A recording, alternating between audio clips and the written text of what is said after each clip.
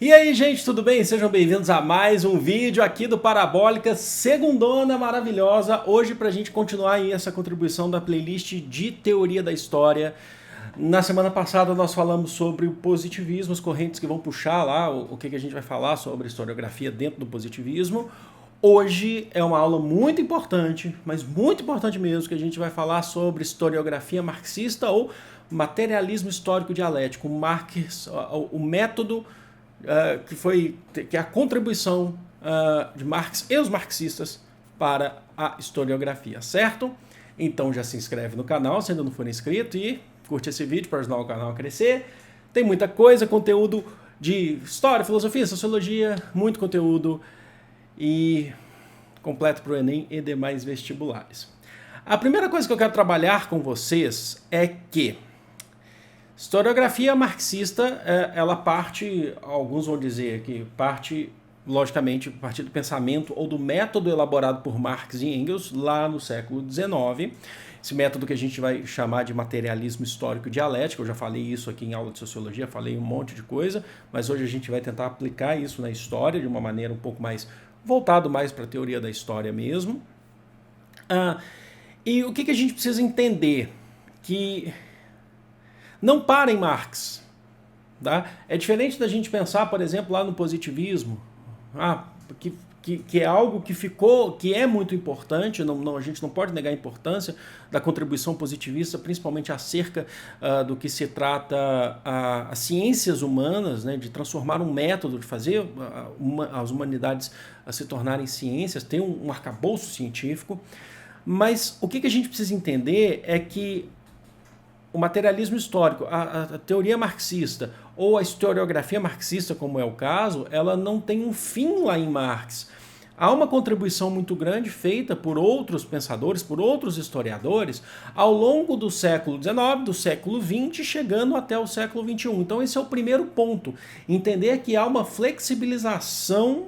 Tá? Isso é muito importante de saber, e a gente vai entender isso ao longo da aula, ao longo desse vídeo. Há uma flexibilização, há uma diversidade dos marxismos, das interpretações do marxismo para estudar a história. Bom, mas para isso a gente precisa entender qual que é a base, qual que é o ponto de partida do materialismo histórico e dialético. Eu acho, quando a gente fala em materialismo histórico e dialético, eu acho que esse conceito, tá? Ou se a gente pensar materialismo histórico e dialético, é extremamente didático para se entender.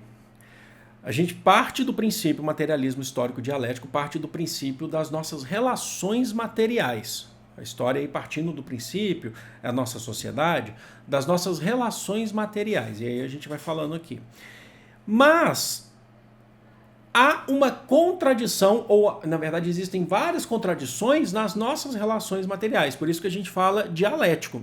Historicamente nós temos essas relações nossas materiais, mas existem contradições nessas relações. O dialético, se vocês lembrarem de dialética, nos princípios básicos, quando a gente trabalha com dialética, vem de tese, antítese, síntese, ou relação de contradição dialética. Isso tem muito a ver, inclusive, com a influência que Hegel deu a Marx, quando Marx era um jovem hegeliano, nos seus primeiros anos de estudos, lá no século XIX, mas que Marx vai depois tecer as suas críticas ao método dialético de Hegel, mas que também dá uma contribuição para a sua própria filosofia, para a sua própria teoria. O que a gente está querendo dizer com o materialismo histórico dialético, então? Sabemos que tem relações materiais e contradições. A gente parte do princípio de que essa sociedade ela só existe, ela se transforma ou ela se mantém pelas nossas próprias mãos. Entendemos que nós, seres humanos, somos os sujeitos históricos dessa sociedade. Então a gente cria, mantém ou transforma, derruba, constrói outra. Isso depende das nossas mãos, certo? Esse é um princípio importante. E aí o Marx vai identificar na sociedade ao qual ele vivia, inclusive, as relações entre estrutura e superestrutura. Isso tudo a gente vai contribuindo para entender o pensamento histórico dentro do marxismo. Como assim? A estrutura, que é a nossa relação material, a nossa relação de trabalho, a nossa relação econômica, que eu já falei isso aqui várias vezes, ela influencia mais a superestrutura que seria a nossa relação cultura, política, o gosto pessoal, o que está em volta da relação econômica. A estrutura economia, relação material, influencia mais a superestrutura do que ao contrário. Não é uma regra que a superestrutura, cultura, política, não influencia a estrutura, mas ela é em menor escala, certo? Então eu sempre uso o grande exemplo aqui das nossas vidas. Pensa na sua vida, pensa na minha vida. Eu estou gravando esse vídeo. Esse vídeo, eu amo o que eu faço pelo YouTube. Eu amo chegar até você. Mas isso é uma relação também de trabalho. É através disso que eu consigo pagar as minhas contas e sobreviver. Ainda mais nesses tempos difíceis. Eu preciso produzir. Eu gostaria de estar ali agora, em outro momento também, fazendo outra coisa. Hoje eu estou gravando esse vídeo num domingo. Eu gostaria de estar ali agora assistindo um jogo de futebol na TV, ou assistindo NBA, que domingo tem muito jogo de NBA. Tem um All-Star Game aí também, mas eu gostaria, mas primeiro eu preciso arcar com a minha relação material de construir primeiro essa questão econômica. A NBA, por exemplo, eu não sei se o vento está pegando forte aqui no microfone, tá? Mas eu tenho que deixar aberto porque senão eu vou suar muito. Ela é uma relação de superestrutura, uma relação cultural, uma relação... A política, por exemplo. Mas eu estou dando prioridade por essa questão aqui, porque essa é uma questão material, uma questão econômica.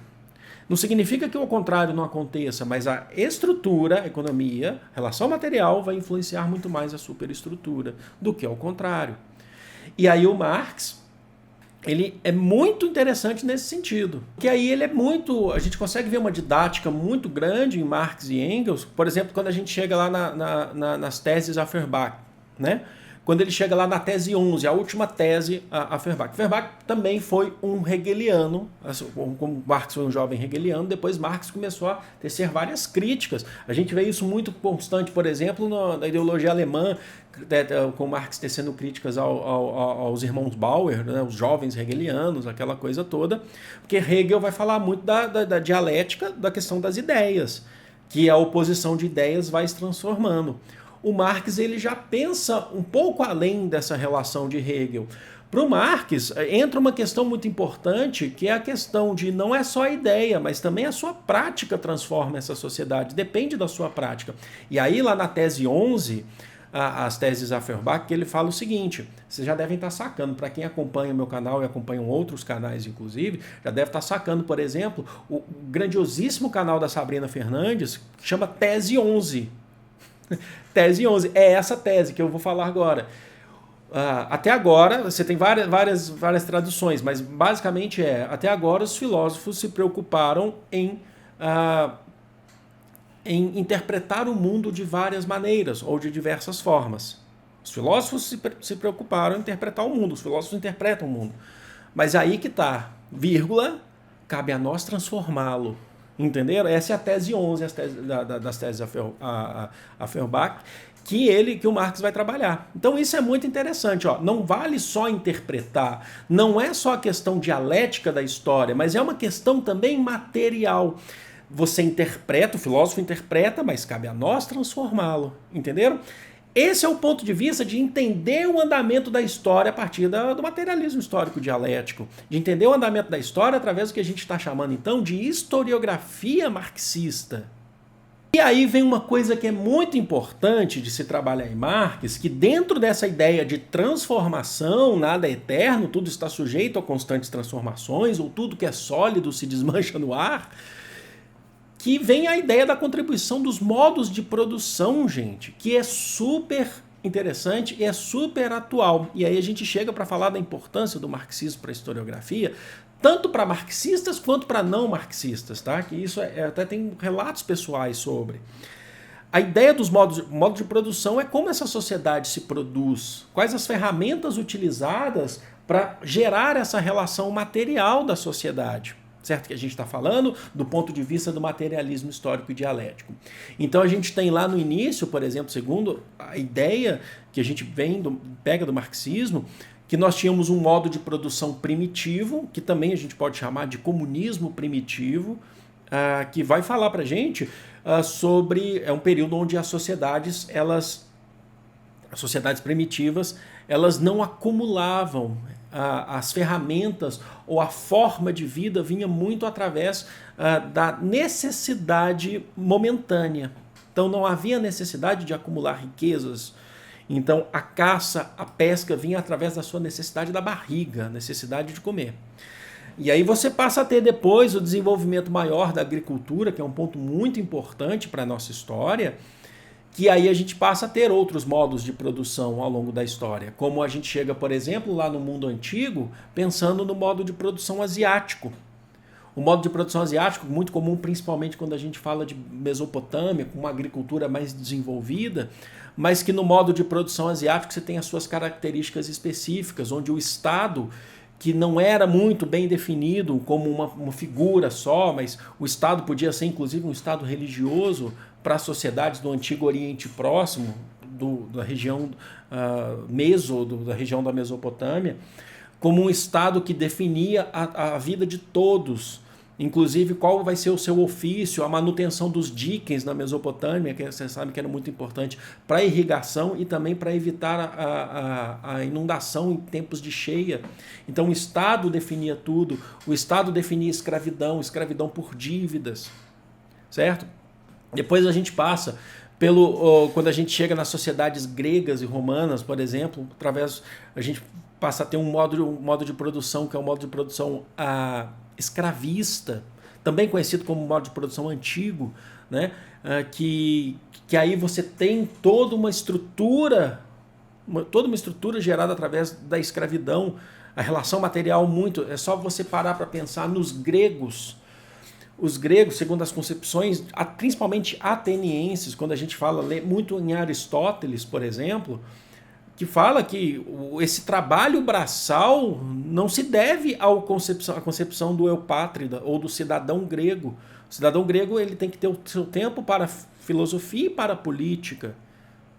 E, então, toda a outra que envolve, o que precisa manter essa sociedade, porque afinal de contas esse trabalho produtivo vai manter a sociedade através do comércio, por comerciantes livres que viajam pelo mundo grego e pelo Mediterrâneo, ou principalmente quando a gente fala dos escravos na agricultura, nas relações familiares também, eles são a estrutura, a base dessa sociedade. Então a gente está vivendo um modo de produção escravista.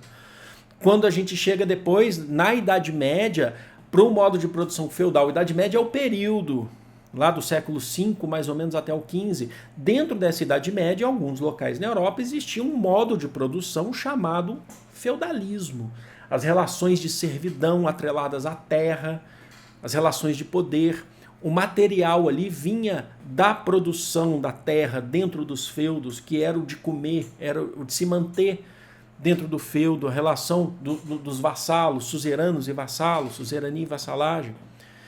E depois começam a surgir os burgos ali dentro da própria Idade Média, dentro da Europa medieval, próximo aos feudos, e esses burgos já começam a ter relações comerciais com uma moeda um pouco mais significativa, a relação de pesos e medidas começa a surgir, surge ali uma burguesia, já no século XI, XII, XIII, surge uma burguesia, que são as pessoas que viviam dentro dessas cidades muradas, denominadas burgos, essas cidades, burgo, que significa muro, e ali começa a ter uma troca comercial, você tem técnicas agrícolas melhores, você tem a presença das corporações de ofícios, né, que são organizações formadas pelos artesãos, que organizam toda a estrutura daquelas cidades.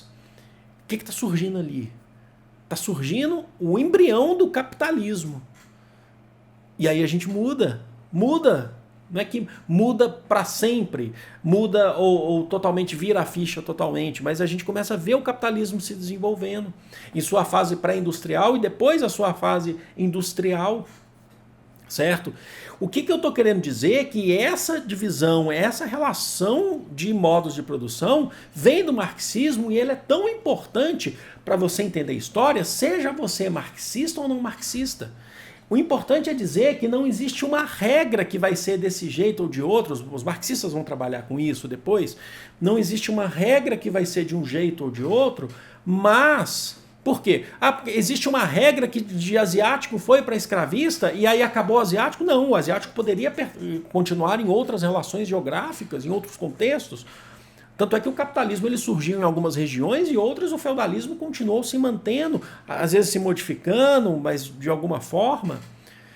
Então a gente precisa entender que essa relação é muito importante para entender a historiografia marxista, mas para entender a história. É um método super avançado de se entender a história, é um método super atual e avançado. E aí eu falo para vocês que é para marxistas e não marxistas, é uma contribuição para a história, para além do pensamento ideológico que você se posiciona. Eu lembro, e aí eu falo, partindo também desses modos de produção, você repare que quando a gente fala produção, a gente está falando de relação material. Olha o materialismo histórico e dialético aí. Eu lembro na pós-graduação, um trabalho gigantesco que a gente teve que fazer de história do Brasil. E aí, a grande parte dos meus professores na pós-graduação, eles não eram muito ligados à historiografia marxista. Na verdade, teciam críticas a Marx e aos marxistas. Então, quando a gente foi fazer o trabalho, e eu já um pouco mais experiente, que eu já era graduado e tal, eu falei, eu vou fazer, então a gente vai fazer um trabalho e vamos tentar fugir um pouco da historiografia marxista, porque a gente está precisando de uma nota. Então, vamos lá, gente. Vamos pensar em história do Brasil para além do ponto de vista marxista. E teve um trabalho de história geral que foi assim também. Então a gente tentou buscar autores, é muito difícil, mas a gente tentou buscar autores para além dessa concepção. E quando o professor ele leu o nosso trabalho, passando o avião aí, e antes da gente entregar o trabalho, ele foi dar uma dica para a gente. Ele encontrou com a gente no pátio ali da UFMG, ali num dos andares da UFMG, e falou assim: eu preciso falar para vocês, como é que vocês falam de história do Brasil sem pensar em Caio Prado Júnior? Eu amo Caio, já mostrei para vocês aqui, tem obras do Caio Prado Júnior, meu historiador favorito no Brasil. Mas eu estava tentando fugir, a gente entendeu isso. E ele falou, não tem como não pensar em... Claro que tem, mas é importante passar por Caio Prado Júnior. O ponto de vista do Caio Prado Júnior para a história do Brasil, quando a gente pensa em história econômica do Brasil, por exemplo, que acho que é o maior exemplo que eu posso dar para vocês. O Caio Prado Júnior, além de historiador, tal, sociólogo, geógrafo também. A primeira parte do História Econômica do Brasil, ele passa por toda a riqueza, os recursos naturais que o Brasil tem, antes de falar de colonização. Para tentar mostrar para a gente o motivo dos portugueses chegarem aqui e quererem extrair da terra. Mas espera aí, mas na história do Brasil também tem a questão da curiosidade, da chegada dos portugueses, pela curiosidade, o fator do renascimento, o cheiro de conhecimento. Lógico que existe. Você acha que o português naquele período, do ponto de vista do europeu, tá? Chegando aqui na América, ele não quer conhecer, fala, olha, um negócio novo. Mas qual que é a principal relação que ele estava querendo e que foi colocado na prática e que hoje, pensando hoje, nós vivemos ainda sequelas disso. Lógico que a gente vive. É a relação econômica, material que os portugueses tentaram fazer na América. Então, a gente foi chamado a atenção ali, falou assim, vou colocar parte do marxismo, não preciso colocar tudo, mas é preciso pensar nesse ponto de vista. Então eu falo para vocês, assim como também ele já chamou a atenção nossa, quando uma vez a gente tentou não colocar Eric Hobsbawm para falar do século XX. Ele falou, como assim? Inclusive, Eric Hobsbawm, o maior historiador, ou talvez dos maiores, veio para a UFMG, tinha aquele período anos atrás, dar palestra, e ele teve uma aproximação com Hobsbawm e uma admiração por Hobsbawm. E esse meu professor, ou vários professores, não eram marxistas. Entenderam? A contribuição que eu estou falando para vocês vem para a história, para além do entendimento do que você acredita sobre revolução ou não. É preciso entender, revolução a partir de agora, mas é preciso entender a historiografia marxista ou o materialismo histórico dialético como de suma importância para a história. Assim como a gente entende o positivismo. O positivismo, eu discordo muito do positivismo, discordo totalmente, praticamente, acho que vocês também, é um pouco diferente que o positivismo, não dá para pensar mais na atualidade enquanto positivismo, é muito difícil pensar, mas não dá para negar a importância da transformação de humanidades em ciência, em trabalhar com os primeiros documentos, ainda que fossem fontes primárias e oficiais. de estabelecer um primeiro método para entender história. Então, tem a sua importância. Só que também é preciso pensar, do ponto de vista da historiografia marxista, que nós estamos falando, e aí a gente tem que tomar muito cuidado para não cometer o erro da generalização dentro do marxismo. É um grande erro que a gente comete em várias áreas do saber. Dentro do marxismo é um grande erro a questão da generalização quando a gente fala sobre um ponto de vista determinístico. Tá? Por quê?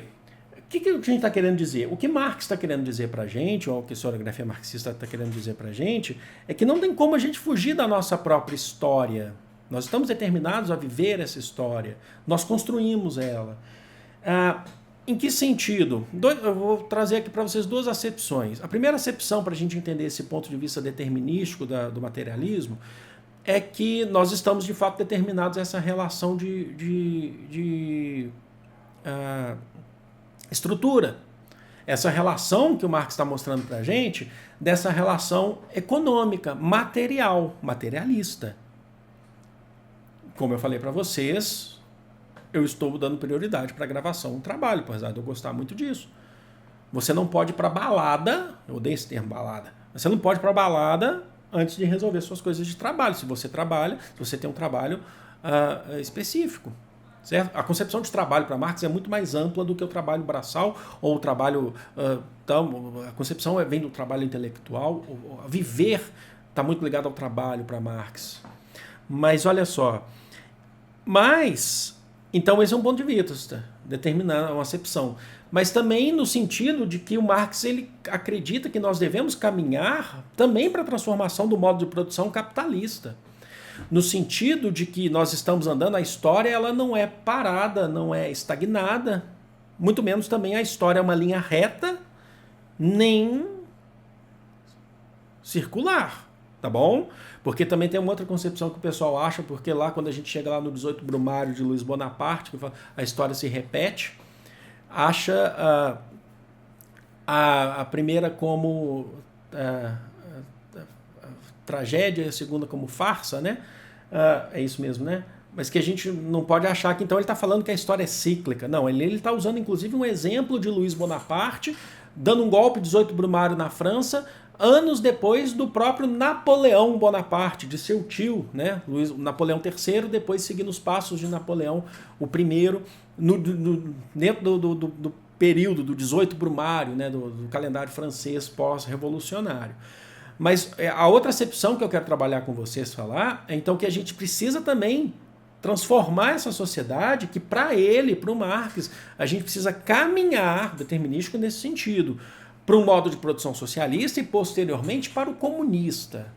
Tá? Apesar de Marx não elaborar, não ter tanta fala sobre entendimento sobre o socialismo, ele se preocupou muito mais em criticar o modo de produção capitalista. O socialismo vem de muitas experiências que a gente tem depois, algumas positivas, outras nem tanto, mas também de outros pensadores que vêm da corrente marxista, da tradição marxista, mas que vocês sabem, acho que em linhas gerais a gente entende o socialismo como a ditadura do proletário, um processo transformador, né, com a presença do Estado, até depois você chegar ao comunismo, né, que aí já é um outro ponto, tal, mas que o Marx fala, nada é eterno, tudo está sujeito a constantes transformações.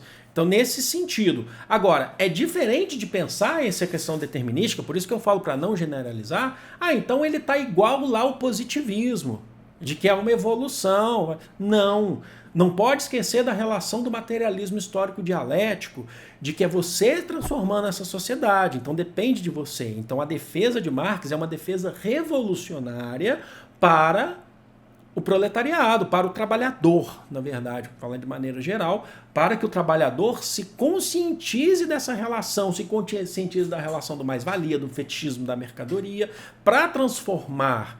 Não é algo natural, como o positivismo vai falando, que vai seguindo para cá, seguindo para cá, seguindo para cá, e um dia a gente chega lá sem você fazer nada. É bem diferente. E aí a gente precisa entender que...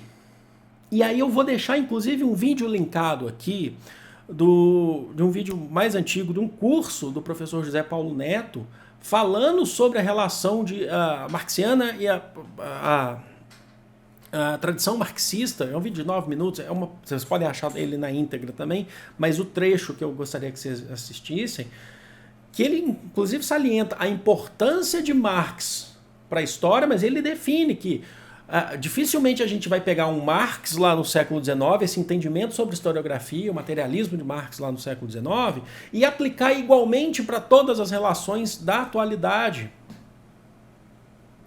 Mas, porque para ele não existe o marxismo, que para ele não existe um marxismo. Existem as interpretações, existem as correntes, existem os marxismos. Ele usa o exemplo de Gramsci na Itália. Ele usa vários exemplos, inclusive, para falar, é preciso olhar para aquele contexto, a relação histórico-geográfica, que eu acho que é muito importante. Porém, é preciso salientar a importância dessa base marxista lá do século XIX, que vai seguindo depois. Essa interpretação do materialismo histórico dialético, essa ideia que a gente está falando sobre os modos de produção, sabe? Então, um exemplo que eu gosto muito de usar aqui é o próprio Hobsbawm, o Eric Hobsbawm. O Eric Hobsbawm, ele é conhecido como um historiador marxista que é adorado por não marxistas. As suas concepções, e o Eric Hobsbawm, ele parte do materialismo histórico dialético. Existem interpretações, existem pontos de vista. Se a gente olhar, por exemplo, aí eu gosto de dar os exemplos, olhar, por exemplo, um dos grandes, o Perry Anderson, em suas obras sobre passagem da antiguidade ao feudalismo, aquela coisa toda, de feudalismo para a Idade Moderna. Lembro um professor meu falando em sala de aula, e todo dia era um livro diferente, e trabalhava muito com o Perry Anderson, né?